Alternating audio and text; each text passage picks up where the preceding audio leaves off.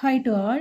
2013 நடந்த ஆசிரியர் தகுதி தேர்வுல வந்த ஒரு மேக்ஸ் கொஷின்ஸ்க்குரிய சொல்யூஷன் இந்த வீடியோல சொல்றேன். 40 மீட்டர் இன்ட்டு 36 மீட்டர், அதாவது 40 மீட்டர் நீளமும் 36 மீட்டர் அகலமும் இருக்கிற மாதிரி ஒரு செவ்வக வடிவ வயல் இருக்கு. அதனுடைய ஒரு மூலையில ஒரு பசுவை கட்டியிருக்காங்க. அது எவ்வளோ நீள கயிறுனா 14 மீட்டர் கயிறு.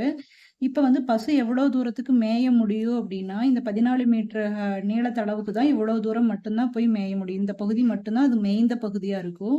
இப்போ இந்த மேயாத பகுதியோட பரப்பளவு என்னன்னு தான் கேட்குறாங்க. ஸோ இந்த செவ்வகத்தோட பரப்பளவுல இருந்து இந்த மேய்ந்த பகுதியோட பரப்பளவு, இந்த மேய்ந்த பகுதியோட பரப்பளவு பார்த்தீங்கன்னா ஒரு கால்வட்டம் மாதிரி இருக்குது பார்த்தீங்களா? ஸோ செவ்வகத்தோட பரப்பளவுல இருந்து இந்த கால்வட்டத்தோட பரப்பளவை கழிச்சிட்டோம்னா இந்த மேயாத பகுதியோட பரப்பளவு நம்மளுக்கு கிடைச்சிரும்.